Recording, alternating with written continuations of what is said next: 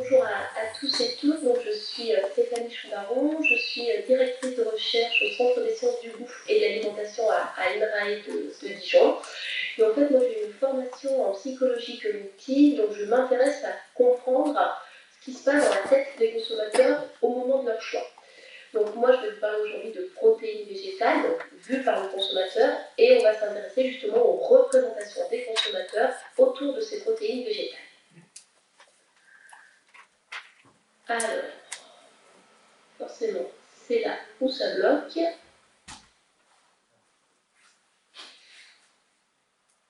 C'est bon.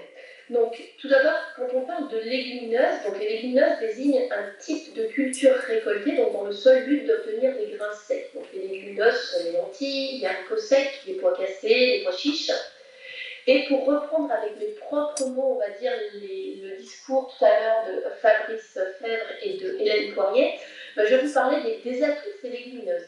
Donc d'abord, les légumineuses présentent des atouts pour l'environnement puisqu'elles ont une capacité de fixation de l'azote, elles augmentent la fertilité des sols, elles ont une faible émission de gaz à effet de serre, et elles ont également des atouts pour la santé puisqu'elles ont une teneur intéressante en protéines et en micronutriments, elles ont une faible teneur en lipides, elles ont un indice glycémique faible, et elles ont un bon pouvoir rassasiant. Et on va dire, malgré tous ces atouts, quand on regarde un petit peu la consommation des légumineuses au travers du monde, en Europe et en France, on s'aperçoit que cette consommation de légumineuses est insuffisante, puisque dans le monde, en 2016, il y avait 7,6 kg de légumineuses consommées par personne et par an. Au niveau européen, c'est 3 kg par personne et par an.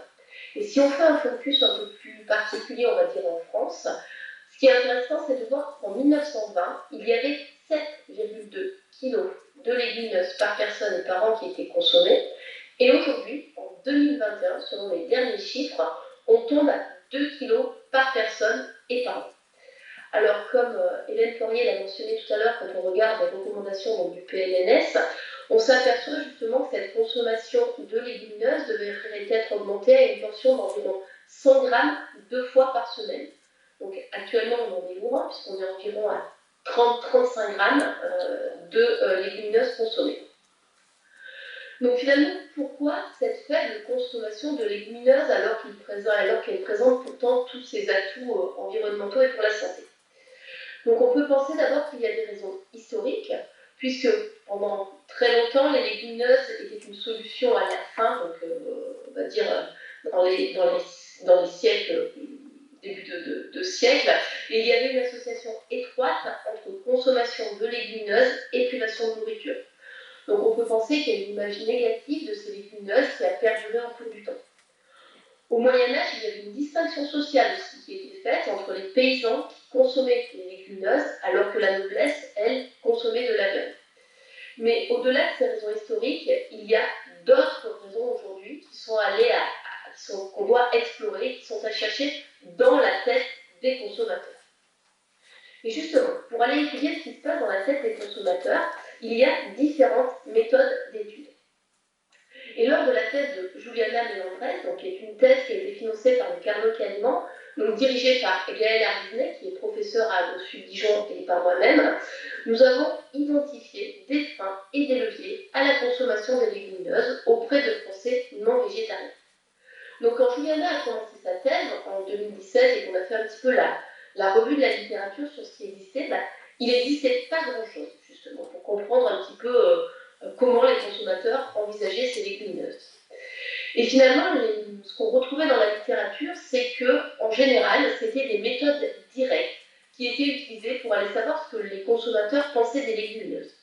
Donc quand on parle de méthodes directes, il s'agit de questionnaires, d'enquêtes, qui sont justement utilisés pour sonder ce que les consommateurs pensent des légumineuses.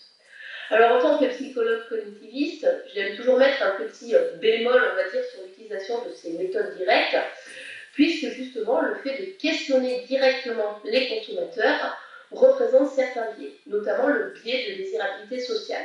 Finalement, quand on interroge directement un individu pour savoir ce qu'il pense, cet individu va essayer de se montrer sous son meilleur jour.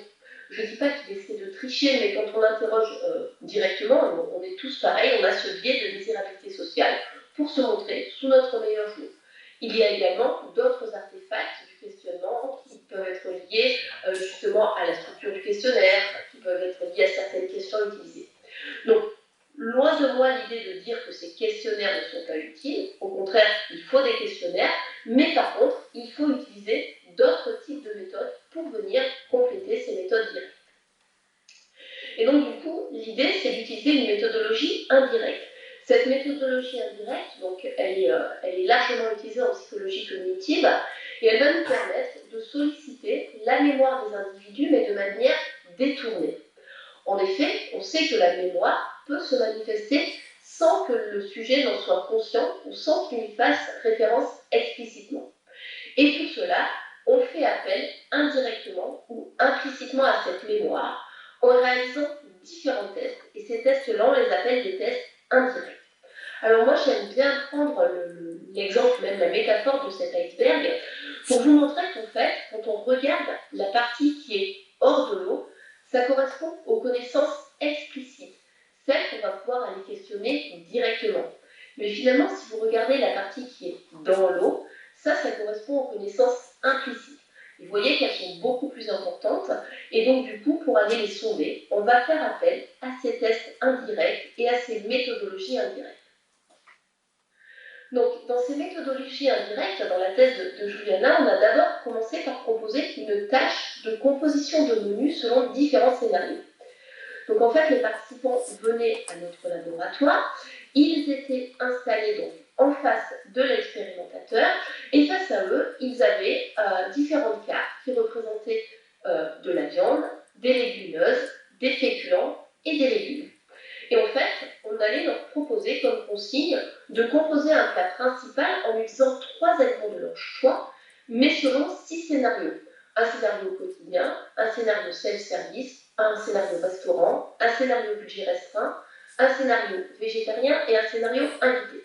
Donc je m'explique, par exemple, pour le repas et le scénario quotidien, on va leur dire, pour un repas quotidien à la maison, vous devez préparer le repas, composer le plat principal en utilisant 3 aliments de votre choix.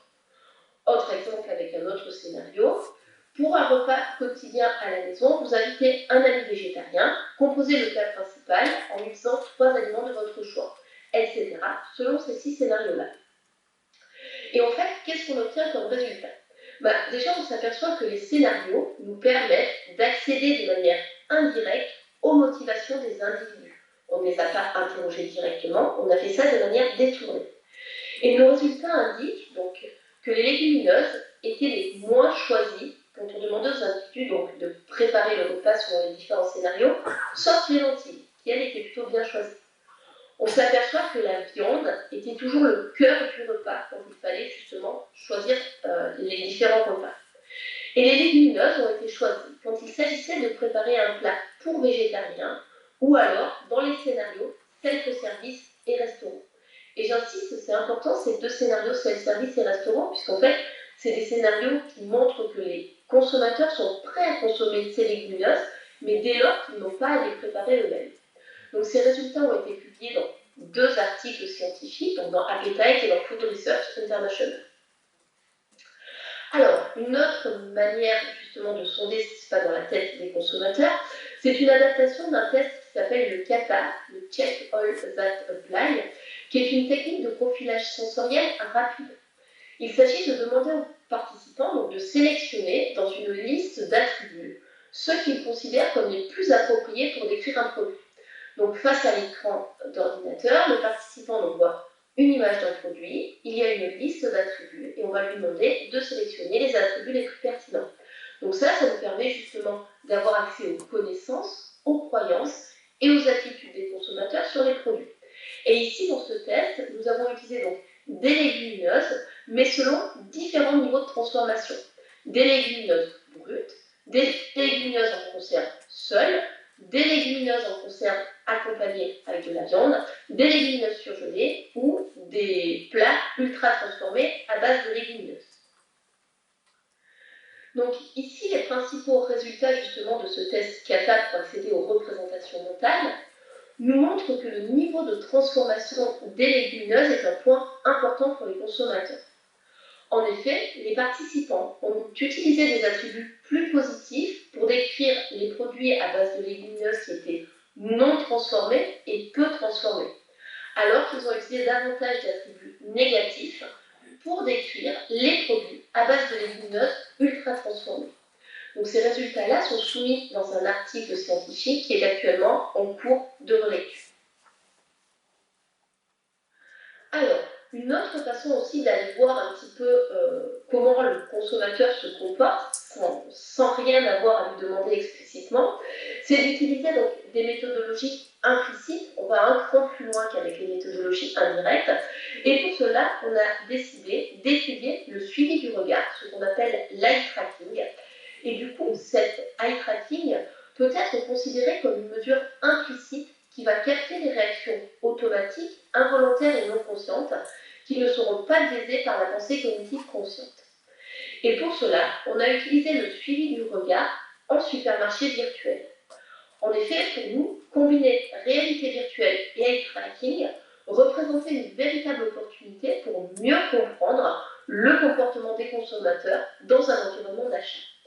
Donc, on a d'abord fait un gros travail de repérage sur le terrain dans les supermarchés, donc un grand merci à Juliana pour ce travail-là.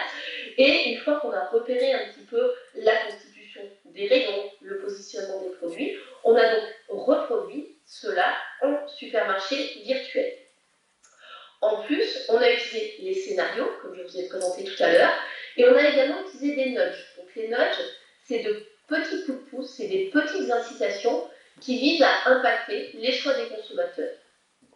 Alors, voici comment ça se passait. Donc ici, vous voyez donc le consommateur se trouve immergé dans cet environnement virtuel, il a son caddie. Au fond du caddie, le nudge, c'est ce petit panneau plaisir ou santé, donc, qui était placé au fond et qui était réalisé avec des légumineuses. Et on voulait voir si ça allait avoir un impact justement sur les produits que les consommateurs allaient choisir. Pour nos scénarios, on a repris un scénario, on va dire, quotidien, qui était notre scénario contrôle. On a repris un scénario bien-être santé, un scénario environnement et un scénario plaisir. Donc, le consommateur recevait la consigne suivante, par exemple, imaginez que vous ayez décidé de faire plus attention à votre santé, veuillez sélectionner des aliments face à vous à placer dans votre caddie. Imaginez que vous ayez décidé de vous faire plaisir, veuillez sélectionner des aliments face à vous. Imaginez que vous ayez décidé de faire plus attention à l'environnement, etc., etc. Et donc, du coup, le consommateur se déplaçait dans ce supermarché virtuel avec son caddie et faisait ses choix. Et nous, on allait pouvoir mesurer justement le suivi de son regard. Alors, les principaux résultats nous indiquent que les légumineuses n'attirent pas spontanément beaucoup l'attention des consommateurs, surtout lorsque les légumineuses sont placées dans le rayon des produits secs et en conserve. Par contre, les participants regardaient beaucoup plus les légumineuses dans le rayon des produits frais et des plats préparés. Ici, quand on donnait des scénarios, on a vu que les scénarios santé et environnement avaient bien un impact sur le choix des légumineuses comparativement aux scénarios contrôle. Et par contre, les nudges, les petites étiquettes que l'on avait placées dans les cabis, santé et plaisir, donc ces nudges sémantiques n'ont pas eu d'effet. Donc il serait intéressant de pouvoir tester d'autres types de nudges pour impacter les comportements des consommateurs envers les légumineuses. Donc ces résultats ont été publiés récemment dans une revue scientifique. Donc, si je dois vous donner des points clés à retenir au travers de tous ces résultats qu'on a pu obtenir dans nos différentes études, on a vu qu'il y avait deux freins majeurs à la consommation des légumineuses. Premièrement, la difficulté de préparation et la durée de préparation, rapportée par les consommateurs. On a vu également qu'il y avait une structuration des repas qui était forte autour du trio produits animaux, céréales, légumes. On a vu que les légumineuses étaient plutôt perçues comme des aliments pour végétariens. Donc dans les idées de perspective, il serait intéressant donc de proposer des solutions technologiques pour réduire les temps de préparation à domicile, mais par contre, il faut quand même éviter les aliments très transformés, puisqu'ils semblent rejetés par les consommateurs, au vu des résultats qu'on a obtenus. Il serait intéressant de promouvoir les légumineuses pour tous et de communiquer sur l'intérêt nutritionnel de l'association légumineuses et céréales. Ça, c'est souvent méconnu par les consommateurs lambda. Il serait important de délivrer des connaissances pratiques des recettes plutôt que des connaissances théoriques. Les consommateurs ont besoin d'avoir des idées pratiques pour consommer ces légumineuses. De plus, on a vu que pour les consommateurs, les limites, les frontières, on va dire, entre les légumineuses et les autres catégories d'aliments sont encore assez floues. Voilà, est-ce que c'est un accompagnement? Est-ce que c'est un féculent? Est-ce que c'est une catégorie à part entière? Ça reste encore assez flou. Donc, pour répondre aux attentes des consommateurs, il serait intéressant de placer le goût des légumineuses au centre du développement des produits. Et une communication qui serait axée sur le goût serait certainement plus efficace pour amener les consommateurs vers ces légumineuses, plutôt qu'une communication qui est basée sur le terme de protéines végétales, puisqu'il s'agit encore d'un concept qui est mal compris par les consommateurs. De plus, quand on regarde la littérature, on sait que les consommateurs trouvent beaucoup plus rapidement des produits spécifiques dans des rayons de supermarché lorsqu'ils ont une image claire de la marque. Et ici, malheureusement, on a vu que ces légumineuses, soit elles sont éparpillées un petit peu partout dans les rayons, en tout cas, les consommateurs n'en ont pas une image claire. Donc il pourrait être judicieux de créer une collaboration entre des marques nationales de légumineuses pour faire émerger une marque qui permettrait à ce moment-là aux consommateurs de bien identifier ces produits dans les rayons. Donc, merci pour votre écoute et surtout, moi j'adresse un merci tout particulier donc, à Juliana Menendrez qui est donc dans la salle. Donc, comme moi je ne peux pas être présente aujourd'hui parmi vous, puisque je suis qu'à contact au Covid, je vous inviterai pendant les pauses à vous rapprocher de Juliana et à aller discuter avec elle parce qu'elle a vraiment plein de choses à vous raconter sur les légumineuses.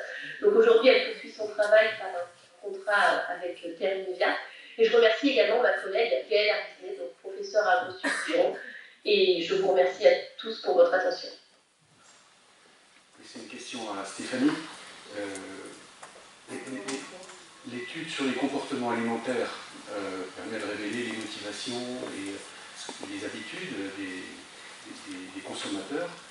On peut l'utiliser pour s'y adapter et mieux faire avec, disons, et vendre aux consommateurs en fonction de ce qu'ils ont envie, ou essayer de changer ces comportements. Donc tu as donné quelques pistes pour orienter autrement vers les légumineuses, des produits moins transformés, etc. Est-ce que ça a un certain écho? Comment c'est entendu?